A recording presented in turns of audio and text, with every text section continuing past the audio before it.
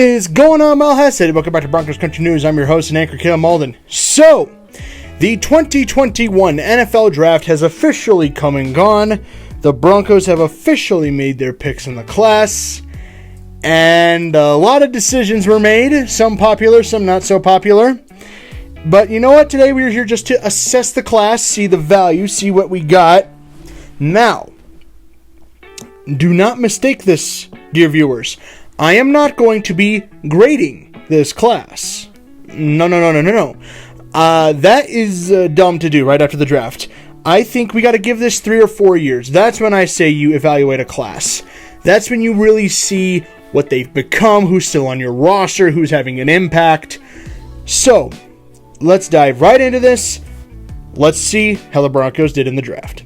Starting off with our first round pick, Patrick Surtain, drafted 9th, the cornerback out of Alabama. Now, I know what people were hoping for, and we're not going to get into that rabbit hole of like the Fields thing. Let's just assess Patrick Surtain. Now, it's great value. He's right there. The pick is there. He's a great cornerback. He has a lot of upside. He can be used in the zone. You could put him in the slot. You could put him out on the boundary. You could put him in between the hashes. He seems to be an all-around corner, which is fantastic. You can even play nickel corner. Now, people would say, well, why would you need a cornerback? You got Kyle Fuller and you got Ronald Darby. Here's the thing. Did you notice how many injuries we had last year, especially in our secondary, and how badly we were hurt? We were basically forced to try out practice squad guys. Denver has a good starting roster, but the depth is lacking. Last year showed it because our backups were less than inspiring, and there's next man up, sure, but that next man up has to at least be decent. And George Paton in this draft, with as many DBs as he got, and I know he got a lot of DBs, but at the same time, at the very least now we have good players backing up great ones. And when you have good players on the bench, but the great guys are there. Not to mention, Bryce Callahan has had some injury issues here in Denver. Kyle Fuller's only on a 1-year deal. You might only bring one of them back. Ronald Darby's an injury question. Who knows if he'll even be good? Having Pat Surtain is really good. He'll add a great depth to the defense. He will be a great starter and a great depth player, which is amazing value. Clearly George Paton thinking long term. Okay, and then in the second round, we trade up in the second round. Now, I'll admit, I wanted JOK. Or Tevin Jenkins. They're both right there. I'm thinking, oh my God, please give me one. I'll take Tevin Jenkins. I'll take Jeremiah Owusu-Koramoah. I really wanted either of them. They take Javonte Williams out of North Carolina. Now, I didn't love it at first. I'll be real. But after seeing some more stuff about him, reading up on him, seeing what he did in North Carolina, I really like this pick. Granted, I don't know if we had to trade up for him, but the value's good. So, Javonte Williams seems to be a really good back. He'll fit in the scheme nicely. And some people saying, then we already had Lindsey. But he has a couple things over Lindsey. He has better size. He's got more explosive movement out of the backfield. He could be more used more versatilely. Great running back and great pass catching back. He seems to fit nicely in that Gordon mold. He can push Melvin Gordon. And keep in mind, Melvin Gordon only has 1-year deal, 1 year left. So, and who knows if Gordon's even any good. So, and if Gordon's this DUI thing ever comes back to haunt us. So we have Javonte Williams. He'll fit nice in the scheme, and he's a great back, good size, great, fantastic runner. I'm nicknaming him the Punisher because if you've seen how he runs through people like, whew. I love the value of Javonte Williams. I think it's fantastic. Good pick in the second round. In the third round, now this is where Denver hits some home runs. And I don't know how we got these players. 98th overall, we got Quinn Miners out of Wisconsin Whitewater. Now, it should be noted he didn't play last year because COVID-19 canceled his season. So he spent his entire year up in Ontario, up in Canada, training. And you saw the videos of him basically pushing trees, throwing down logs. Oh my gosh. And he's a utility lineman best off. I know they said they'll start him at center. But, I mean, knowing Mike Munchak and how brilliant he is, he'll mold him into whatever he wants. And not to mention, he could put at guard, you could put him at tackle, you could put him at center if Cushenberry doesn't improve. Guys, that's a great get. Miners is a beast, and he and Dalton Reisner look like birds of a feather. Apparently, Reisner reached out to Miners, which is fantastic. I love this pick. This is fantastic value for Denver. Oh my gosh, and he could be great. He could plug him in at guard if Glasgow still has his injury concerns. Hell, maybe you can put him in at tackle. No one, Mike Munchak could mold anyone. And if you've seen, I guarantee you a lot of the moves the Broncos made in offensive line were vouched for by Mike Munchak. And let me just remind you all of this. people didn't like Bowles. Munchak vouched for him, and look what happened with Garrett Bowles. And I'm just saying, I think Mike Munchak might know what he's talking about when it comes to linemen. But anyways, then at 105th, Denver addresses its linebacking issue with Baron Browning out of Ohio State. How he fell to 105th, I don't know. I had him as a second-round talent. It's insane. Same with Quinn Miners. Both second-round talents. Denver gets him late in the third. Browning, and people say he could be an edge rusher, but again, Vic Fangio is as good a linebackers coach as anybody in this league. So if anyone will know how to mold Browning, it'll be Vic Fangio, because he can play edge rusher. He's really fast, lots of versatility. He's quick off the ball, great playing the run, fantastic rushing the passer.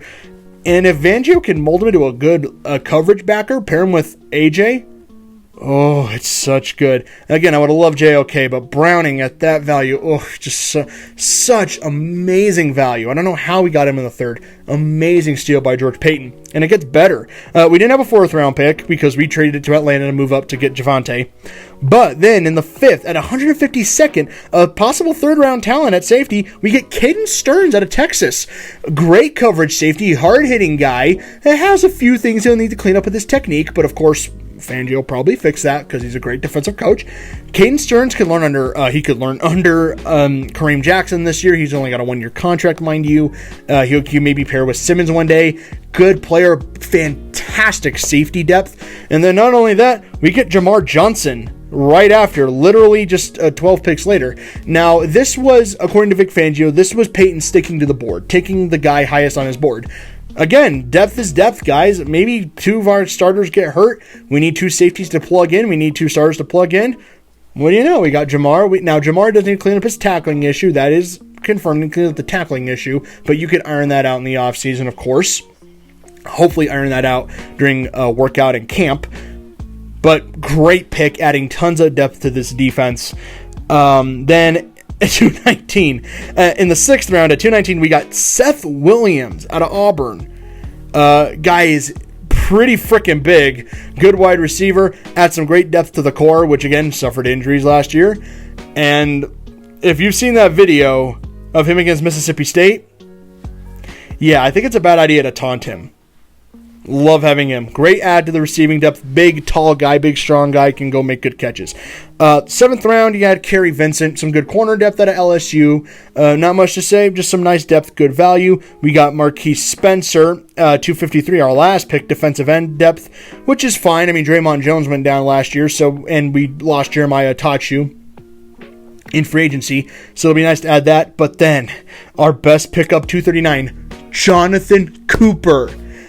I didn't know much, but reading up on him, watching him at Ohio State, and then just seeing how he works with kids, seeing him give that speech in the locker room, oh my gosh, how did he fall to the 7th? Great value for Denver. Like, if you're Vic Fangio, you got this draft is for Vic Fangio, that's clear, and he's got to be salivating right now. You got a top 5 defense in the making here, guys. And again, we suffered so many injuries last year, our depth was just awful. And in a contact sport like football, you need depth. You can say next man up, but if the next man up is terrible, then what does that matter? You got to have a deep roster. Like, he doesn't have to be as good as the guy ahead of him, but at least be a decent player so that your production doesn't dip that hard. You got to have good backups. To have good players behind great players, that is a good problem to have in the NFL. And then if these old players, they get older and they leave, well, then we just supplement these guys in. These are guys that could be great impact players now and 3 or 4 years down along the line. They could be starters down along the line. We may have a starting defensive core in the waiting, because keep in mind, our core right now isn't exactly the youngest team in the league, aside from Chubb. So we may have a starting caliber unit waiting, guys. The talent is great. The depth is great. They have a great defensive staff waiting to coach them.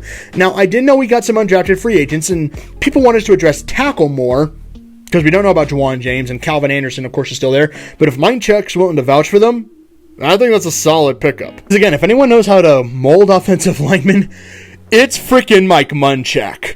Guys, we got great talent, great depth. Again, I'm not going to assign it a grade. We have to wait to see how it does. But, I love this class. I think Peyton did a fantastic job for his first draft.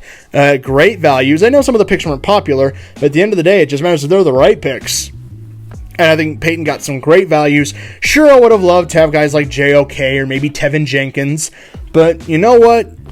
If Munchak's going to give him that advisory, and Munchak has been right more often than not, I'm taking his word for it. Now, QB position, I'll address that in a separate video, the Lock Bridgewater thing. I think that's a discussion all its own. And I'm working on a special something for Drew Lock. I'm actually really excited about that. I just need to hopefully find a way to get my hands on some game tape so I can really go deep into this. I think you guys might sense where I'm probably going to be going with that hint. But just focusing on the draft. Solid class. We got some starters, but that'll be depth pieces for now, but could be stars down along the line. Fantastic draft. It addresses the depth.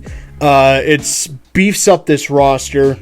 It's just fantastic. I love this draft from George Payton, and I can't wait to see how this shapes up. Guys, obviously, we'll have to wait to see how they get on the field, but I'm excited. You guys let me know what you thought of this draft class down in the comments below. Pat Sertan, welcome to Denver, buddy.